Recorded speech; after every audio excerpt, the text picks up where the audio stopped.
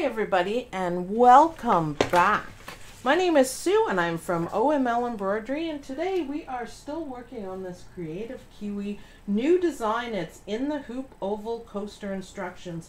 In the last video we fussy cut. Isn't that awesome? We fussy cut, and that is the inside of it, so I'm going to keep that. I think that looks fantastic.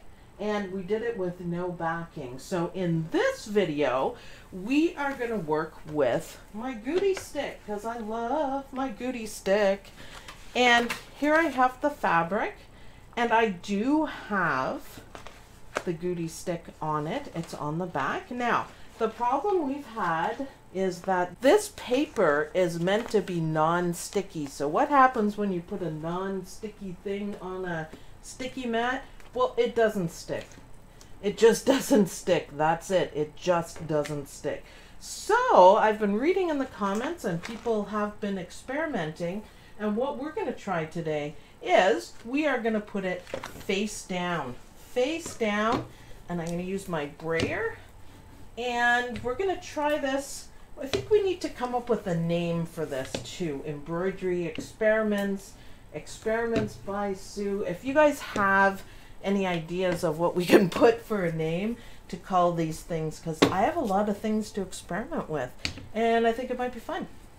Okay, so I've got that all tucked down. I'm not going to use tape. I want to see how it works without the tape. So let's go over to our machine. Okay, here we are back at the machine. Let's load up our fabric. And one thing we want to do is change, I should have done that first, but we want to change our blade. This blade, the one that I have up, is only for fabric with no backing on it. So we want to, there's nice storage in here, so we want to change the blade. Now, remember to always put your cap on when you're storing it. So let's just trade you up there, blade. Things will always work better if you have the right blade in. And it's easy to do. It only takes a minute. You just have to remember to do it. I'm going to put myself a note right above it saying change the blade if you need it. Okay, now let's load it up. Load up our mat. And we're going to try to cut it like this. So load it up. I have the oval already set, so we're good to go on that. Let's change the camera there. Okay, so I am just going to set it to cut, and let's see what it does.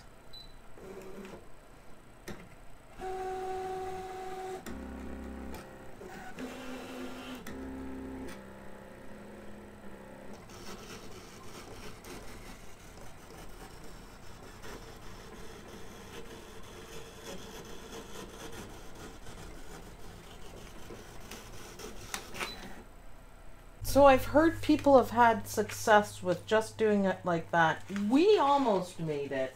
Not quite though, not quite. So I'm going to try it. I have another piece ready because I really want this to work with my GudyStic. I'm really wanting it to work.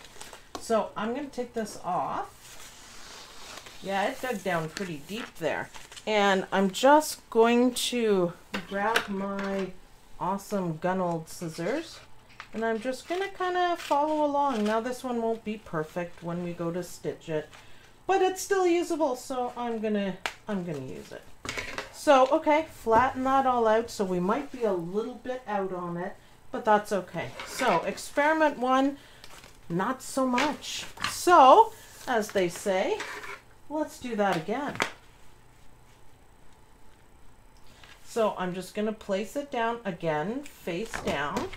And I'm gonna flatten it as well as I can. I may need to get a different mat or re-stick my mat, but I am gonna get tape. Now I've just got some regular painter's tape, and I'm just gonna tape down the edges. And it doesn't matter if your machine cuts over this tape, it easily comes off of everything, so you don't have to worry about it. So, okay, one more. We want it to hold tight. One more. good enough. That should be good. Give it a good press down. Okay, let's take it back to the machine and see if it's gonna work. Okay, here we are back at the machine, and I want to do the outer one. This was the inner one, so I'm gonna go back, press the home button. Okay to delete all patterns. Yeah, it is okay. Go to retrieve data again, go to my zip drive, and I remember that I put it in my B pocket by accident, but that's okay. So now we're going to click on the outer frame, and we are going to do the same things. I do want it to rotate. So we're going to go to edit, and we are going to object edit. So you guys will get the hang of this. And what I did before was just 10 degrees. Go, whoops, back one. And then you can simply drag it into its spot. So, okay, that is okay. Thank you. That's all we need to do. Okay. We want to do okay again. Lots of okays. Select and cut. Now we're ready to go. So let's see what happens with this experiment. So I'm going to put it in, and I'm going to feed the mat in. Okay, we are ready to cut. Fingers crossed. Let's see what this does with a little bit of tape. So this is experiment number 2. Number 2. All right, let's see what you can do, machine.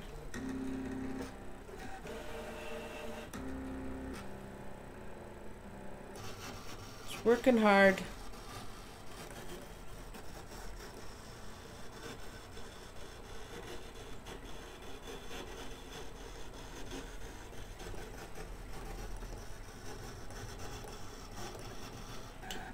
Well, it looks to me that this is the way to do it. Finish cutting. So, a little bit of tape, and that worked. Let's go back and have a look at it. Okay, so let's take this apart and see. It looks like a clean cut to me. I'm pretty happy with it. The only thing that I should have done is cut the edges.